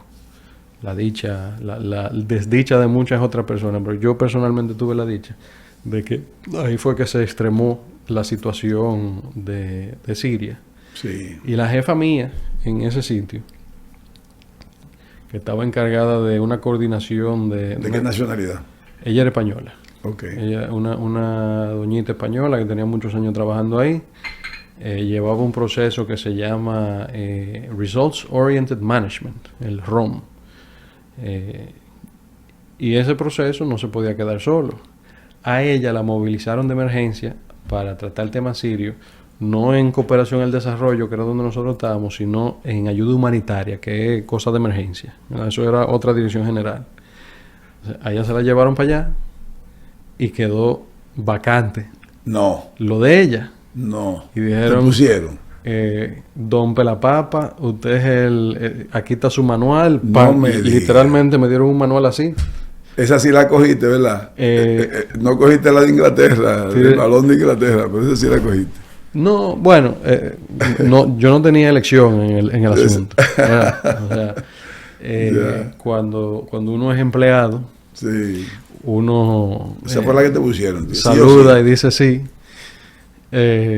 Bueno, yo me imagino que ellos se hubieran apañado si, por ejemplo, yo no hubiera podido con eso. Sí. Pero realmente no es un sistema Qué muy bien, complicado. Qué bien. Es una... se parece, de hecho, a lo de Maastricht, en el sentido de que son unos indicadores que miden con cierta fidelidad el nivel de progreso que pueda tener un proyecto. Te dimos la primera tajada de dinero. Tú dijiste, cuando propusiste lo que tú querías hacer, que tú ibas a mover esto de aquí a aquí. Los proyectos que llegaban a mí eran los que estaban dando problemas. Los que no estaban dando problemas le desembolsaban la segunda Ya. parte del dinero y amén. Los que estaban dando problemas llegaban a donde mí. Entonces yo tenía Tú una tienes que cartera. sustentarlo. No. Ellos tenían que sustentarlo. Ok. Yo tenía que decirle, susténteme su lío, mira a ver qué fue lo que tú hiciste con ese dinero, por qué los números no me están dando, Ok. porque yo tengo que justificar ante Sí. la Comisión Europea que a ti te vuelvan a desembolsar dinero, que no lo están haciendo ahora, porque si lo estuvieran haciendo Ya. no estuvieran hablando conmigo. Exacto. Entonces es un sistema de semáforo, rojo, amarillo, verde. Tú dijiste un proyectico... Fuiste condescendiente en algún Cubica. momento dado. Fuiste... Se me pidió que lo fuera. Ok. Y eso, déjame decir primero esto y después Sí. llegamos ahí. Sí. Un proyectico X, Cookie K, ¿verdad? Eso en inglés es Cookie Cutter, chin genérico. La cooperativización de los apicultores. Yo he visto ese proyecto 200,000 veces en todos los países habido y por haber. Tú tienes un monte, ahí hay gente que cría abejas, apicultores. Tema de cooperativizarlo, sacarle una marca, tirrín tararán, todo el mundo vive mejor porque se están ahorrando costos que si son fijos, si no, ellos tuvieran que... Amén. Esa es la teoría. Tú dijiste que iba a tener una marca montada, no la tiene, ok. Semáforo está en rojo. Tú dijiste que iban a tener 40 quintales, tienen 12, ok, no está en rojo. Ese es el sistema, Ya ¿verdad? te entiendo. Con lo que se me pidió que fuera consecuente fue con los proyectos que estaban en Haití, que estaban en rojo, en todos los semáforos, en todas las categorías. No había un recibo de evidencia que había pasado con nada de eso.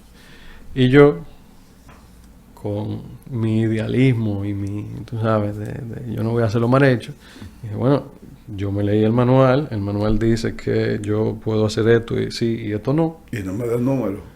No Y, te daba su y- número. y esos números no dan ni cerca, no hay forma. Eran 7 proyectos que habían en Haití, que entre toditos eran... ¿Y estaban en rojo todos? 6 o 7 millones de dólares, de euros, perdón. Estaban en rojo todos en todas las categorías, porque te estoy diciendo, o sea, Sí. no hay que darle tanto rodeo. Claro. En Haití Sí, hay un sí, tema de sí. corrupción, Sí, bastante. especialmente con los fondos de Bastante, cooperación sí. internacional. Que ni llegan a veces.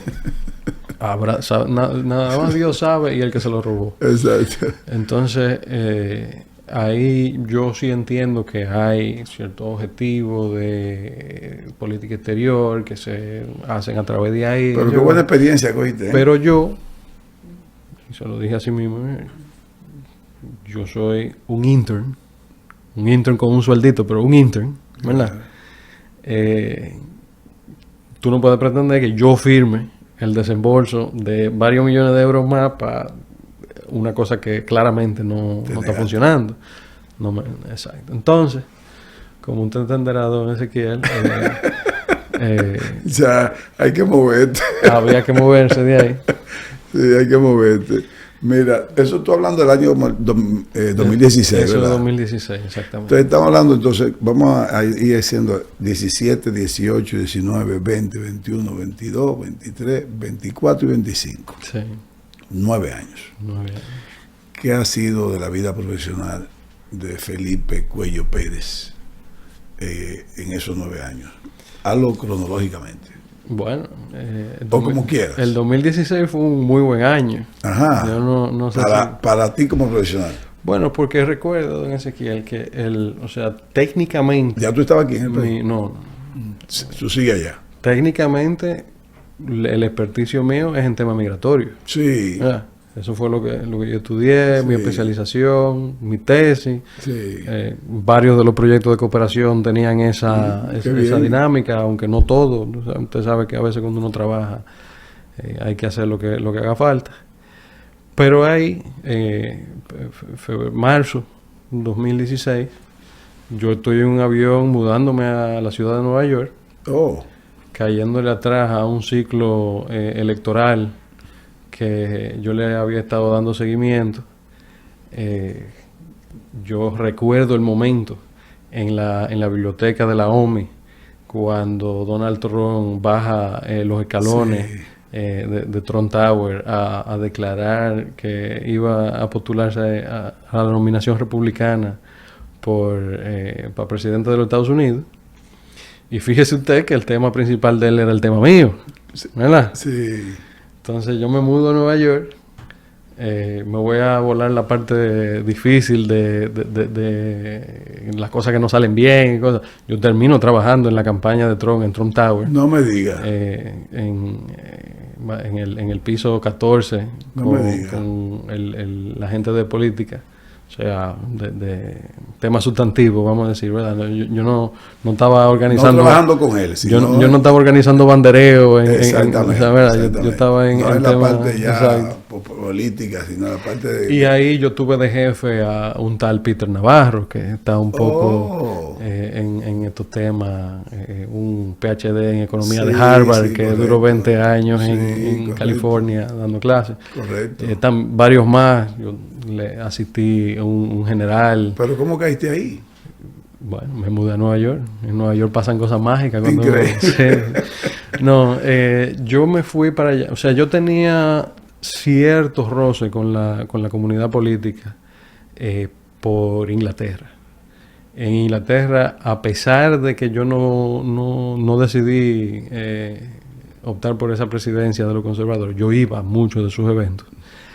Principalmente porque ellos tenían el mejor debate que podía existir, y no era que es mejor beber en vasos redondos o cuadrados, ¿no? O sea, eran debates de actualidad, de los temas del momento. 2016, increíble. Uno de los grandes sucesos del 2016 fue el Brexit. Sí, también. Correcto. Eso yo lo viví de cerca, en carne propia. Antes de entrar a la campaña de Trump, volví a Inglaterra, participé en ese certamen.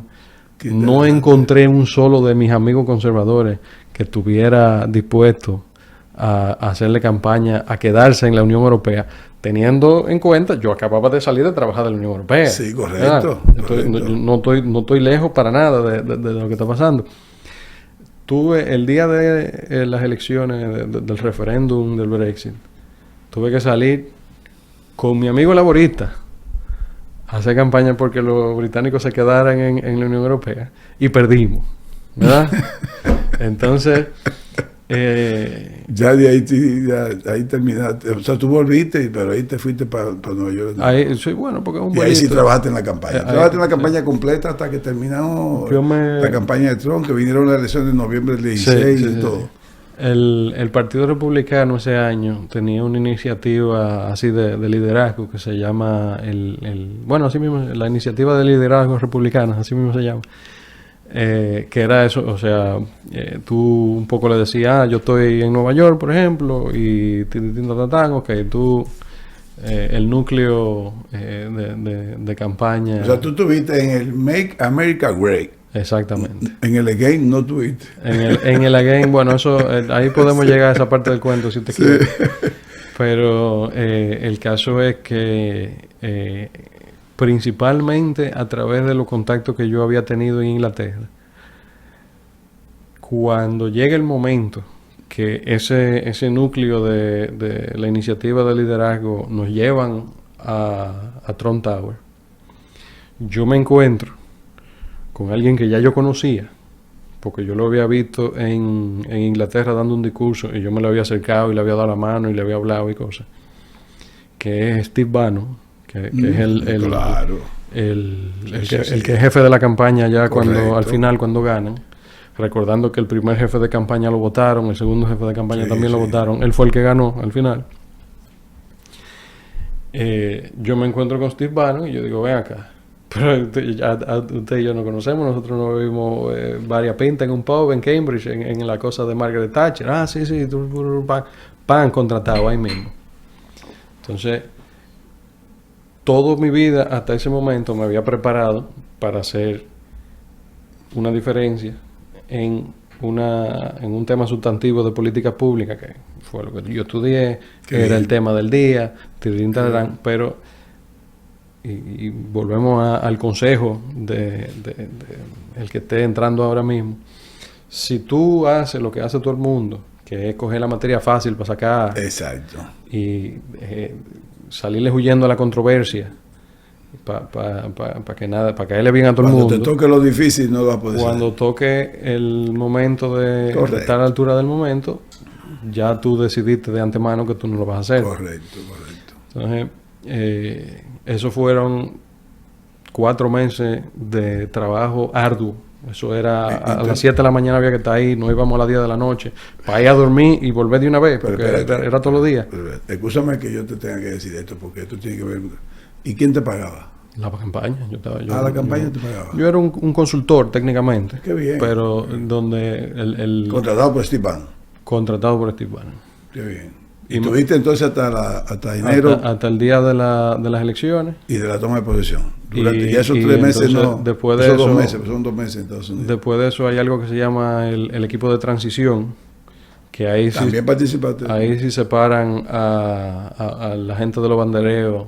Eso es interesante. Lo de los bandereos van a algo que se llama el Presidential Inaugural Committee, que es organizar la fiesta. Sí, exacto. El equipo de transición es política pública.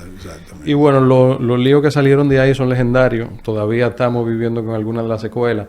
Nos desacreditaron que éramos unos agentes rusos, que esta cosa, el Facebook lo habíamos hackeado, y Cambridge Analytica. A la gente de Cambridge Analytica yo lo conozco. La gente de Cambridge Analytica programaron una cosa y le sacaron a Facebook lo que le tenían que sacar, pero cuando Obama hizo eso en el 2008, nadie le dijo que él era un hacker. Obama hizo eso mismo. Sí. Entonces, amén. Hay que estar dentro para conocer los problemas. El corazón de la llama. Mira, ¿y qué tiempo duraste en Nueva York? ¿Terminó la campaña y viniste para acá?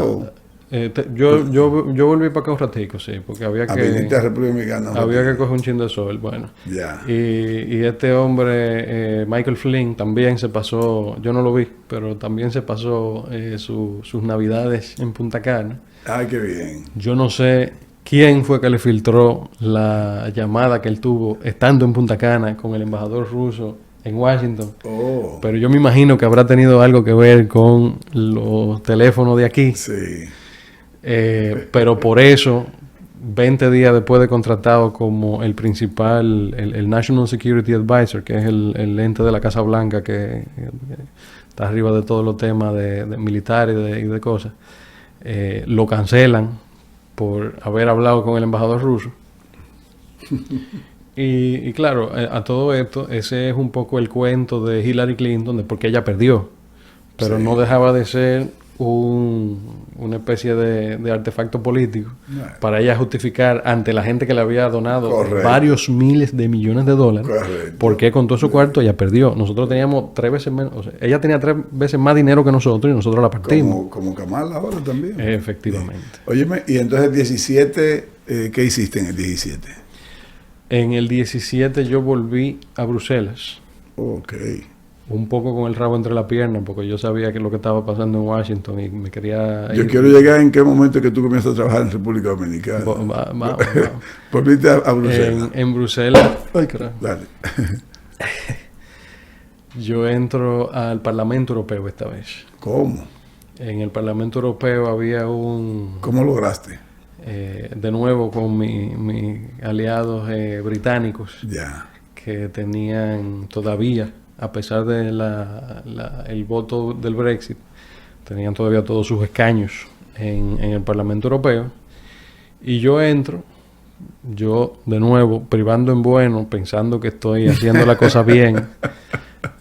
Alguien... ¿Te resististe a algo? No, porque sí, me resistí a algo. El partido mayoritario del Parlamento Europeo se llama el Partido Popular Europeo, que es el PP español, Sí. el de Merkel, en su momento los conservadores británicos. Uno de los sucesos es que los conservadores británicos se salen de ahí y forman su propio grupo. Uno de los sucesos que precede el Brexit. Este era del partido de Farage, que era el más anti-Unión Europea, pro-Brexit. O sea, él tenía una fracción política que se había cobrado fuerza cuando tumban a Margaret Thatcher en el 92. Está fresco. Sí. O sea, esto es todo un cuento. A Margaret Thatcher la tumban porque no quiere entrar al Tratado de Maastricht. Y los conservadores anti-Europa, los conservadores euroescépticos se dice. David Cameron intentó el término eurorealista por un ratico, pero eso nunca pegó. Hay una fracción que se sale de los conservadores, incluyendo este señor Nigel Farage, que es el que está de primero en las encuestas en Inglaterra ahora mismo, pero este cuento continuará. Sí. Parece que sí. ¿Verdad? Imagínese, don Ezequiel, que consiguieron el voto del Brexit, ganaron. En principio esos eran los aliados de mi gente de Trump, pero esta persona en particular se había salido también de la fracción de Farage y estaba en un limbo como un neutro, un independiente. Entonces yo digo, coño, yo estoy trabajando para que todos estos países se lleven bien y la cosa siga corriendo. Déjame yo no calentarme con el Partido Popular Europeo, que me va a parcializar políticamente. Y me ofrecieron entrar de hecho, uno de los presidentes de la fracción Increíble. del PP. Y yo dije, bueno, pero es que yo tengo que... si yo voy a venir a Bruselas, que era lo que yo le estaba pidiendo al gobierno de Trump, yo no puedo parcializarme políticamente entre los europeos. Yo tengo que estar en una posición pero más espérate, neutra. ¿tú fuiste a la Unión Europea como un enviado de Estados Unidos? No. Ah, Esa era la ambición. Ah, ok. Esa era la ambición, Ok. teniendo en cuenta que yo acababa de irme de Bruselas antes de eso. Ok. O sea, la gente que yo tenía en Bruselas, la fluidez que yo tenía con el tema, con el funcionamiento Mira. de las instituciones europeas, Yeah. yo se lo dije en la transición a esta gente. Bueno, realmente lo primero que yo pedí fue la misión en Nueva York de la ONU, por razones que también deberían de ser obvias a esta altura de la entrevista. Pero cuando ellos me dijeron, eso va con Nikki Haley, eso es la gobernadora de Carolina del Sur, ahí tú no cabes porque ella tiene su equipo, 30 años. Dije, bueno, número 2, Bruselas. Mira, Felipe, yo pidiéndole 10 minutos más de lo que nos quedan 5, Ajá. pero voy a pedir 10 más a Besaida. Pero faltan cosas por contado. Sí, pero precisamente tú tienes que hacerme un resumen en 15 minutos. Anda, el día De Bruselas de nuevo hasta tú estar 2017. en República Dominicana. Sí. Porque ya tenemos 2 horas. Tenemos 2 horas, Sí. wow. Se va rápido, sí. Sí. No, Así que hazme ese bueno, resumen en ok. 15 minutos. De Bruselas yo me voy ahí, vuelvo a Santo Domingo. Ok. Estamos en 2018. Ahí yo me mudo al estado de Tennessee, Ok, viniste un rato y te fuiste para Tennessee. donde yo fui el jefe de campaña de un candidato a senador republicano. Un médico dominicano muy excelso, que está viviendo allá todavía, Rolando Toyos. Ok. Él es optometrista. De hecho, yo usaba lentes antes. Él me operó. Ay, qué bien. Me libró de usar lentes. Ya. Tremendo candidato. Un talento. Eso estuvo en el salario. La operación. Sí, literalmente. Hubo un mes que los números no daban. Yo digo, te lo puso en el paquete salarial ahí. literalmente, págame en especie. Sí. Un ¿Y trueque, y el 19? De ahí yo vuelvo y ahí entro por primera vez en el Estado Dominicano, en el Centro de Exportación e Inversiones de República Dominicana. Por fin. Por fin. Por fin ya comienza a trabajar en República Dominicana como profesional. ¿Con quién trabajaste ahí? Ahí estaba de director don Mario de León, Ok. quien me asumió como su asesor. Ya. ¿Qué tiempo duraste ahí? Asesor técnico, como 1 año y medio. ¿Y ahí pasaste a dónde? Hasta poco después de las elecciones. De ahí... Estamos hablando ya del 20. Sí. Ahí yo hago entrega ¿Te formal. agarró la pandemia en República Dominicana? Sí. Ok. Felizmente. Ya. Sí, porque lo que se vivió en Estados Unidos no era para pasárselo allá. Claro. No, cuando yo salgo de ahí, yo vuelvo, 2020, vuelvo a Estados Unidos. Ajá. Y ahí pasa todo lo que pasa. El primer año de pandemia, las elecciones, el pleito sobre las elecciones, ese lío de cuando entra Biden, Sí. de caerle atrás políticamente. ¿Y qué tiempo duraste en Estados Unidos? A todo ahí? el que había... No, 4 o 5 meses. ¿Y volviste para acá? De agosto, septiembre a enero. ¿Y volviste para acá? Volví para acá. ¿Y qué está haciendo Felipe ahora como profesional de la economía en República Dominicana? Bueno, estamos asociados. Hay falta un Pues hágalo. brevecito interludio, también de 1 año y medio en el Senado de la República, ¡Ay, qué bien! en la presidencia de Eduardo Estrella, ¡Ay, qué bien! y que Como asesor. como encargado de planificación y desarrollo. ¡Ay, qué bien, qué bien! Muy interesante. Muy buena experiencia. O sea, con una oficina mi- en el Senado. Mi segundo legislatura después de el Parlamento Europeo. Sí. Y bueno, cuando salgo de ahí nos asociamos con una firma consultora de Puerto Rico que se llama Intelligent Economics. Y Qué tenemos bien. el cometido del comercio y la inversión Puerto Rico-República Dominicana. Ah, mira qué bien. O sea, está de lleno en eso.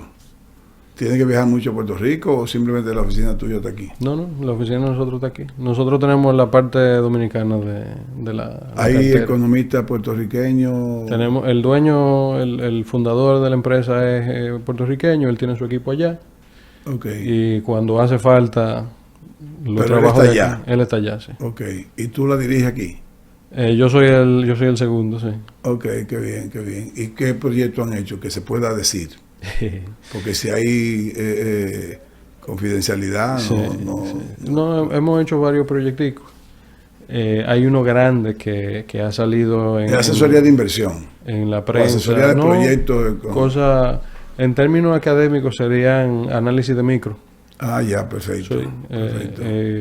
Asesoría de inversión también. El grande que me voy a tomar la osadía de decirlo es el famoso cable submarino que va a conectar, Oh, que trae consigo una generadora de Ok. 700 megas. que se va a instalar acá para. Que se va a instalar acá para Sí. por primera vez tener un rubro nuevo de exportación Sí, qué bien. de energía eléctrica. Y ahí hay un arbitraje de los costos de ¿Va a ser generación aquí, termoeléctrica o de termoeléctrica de gas. Qué sí, bien. gas natural. Ok, qué bien. Y entonces con la idea de traer dólares, son unos Sí, 500 claro. millones de dólares que ingresaría Anual. anualmente en neto, porque hay que sacarle lo del gas. Sí. Varios miles de personas empleadas en construcción. En ambas partes. Ahí, eso era lo que yo decía al principio de Leontief, que era el nombre que se me estaba pasando. Sí. El análisis input-output, que fue algo que yo nunca di en ningún pero. De nuevo, la vida me trajo preparado. Los diferentes sombreros. Cuando hubo que leerse a Leontief y la planificación económica, una cosa que está totalmente en contra. Exacto. Pero ahí uno va aprendiendo también que no es lo mismo yo decir, voy a planificar que la economía será así, que analizar algo puntual, específico de esos datos empíricos que recoge el Banco Central y decir, bueno, aquí si yo hago así y hago así y hago asado, yo sí te puedo decir, bueno, es una inversión de 2.2 millones de dólares. Hay 500 que van a Puerto Rico, aquí queda unos 7, eso se va en construcción. Ok, esto es lo que va a pasar si tú haces eso. Entonces no es planificación de la forma despectiva que le decimos ciertas personas a esa parte del tema económico, pero no me dejó de coger de sorpresa lo preciso que podía ser como ciencia ese ejercicio. Si se quiere, pregunta. La verdad que estoy sorprendido, porque para ser el primer economista joven que tengo en el podcast, tal vez uno se hacía la idea de que ese recorrido desde el cuarto bachillerato hasta fecha iba a ser explicado en poco tiempo, en 1 hora y pico, pero nos va a faltar tiempo contigo, aunque no repito programa. Realmente, don Ezequiel, lo que a mí me intimidó un poco es que esto de uno contar el recorrido es para alguien que como que ya terminó, pero yo estoy en esto. Yo estoy corriendo. Empezando. Sabes que yo estoy arrancando. Te falta mucho. Entonces, a mí me sorprendió que usted quisiera porque tengo que mostrarte, si se quiere, y excúsame que el término, porque que tengo que darte como ejemplo a esos estudiantes, a esos de cuarto bachillerato que están pensando en economía, para que no se arrepientan, los que están estudiando economía, que no se salgan de la carrera y que se sientan motivados. Claro. Y ahí vengo. Para Federico Cuello Pérez, economista joven si se quiere, ¿qué necesita la República Dominicana para insertarse en el verdadero desarrollo económico? Bueno. Y resumido. La educación no deja de ser una respuesta segura, aunque es muy difícil aterrizar exactamente lo que eso significa. Para incrementar la productividad, especialmente en la economía del conocimiento, hace falta que el dominicano tire página para la izquierda. Sí. Y no en el sentido de que todos tengan la misma opinión sobre todos los mismos temas, pero hace falta que estén a la altura de participar cívicamente como votante, como candidato, como el escrutinio diario que le tiene que dar un ciudadano a su gobierno de turno y al Estado en general.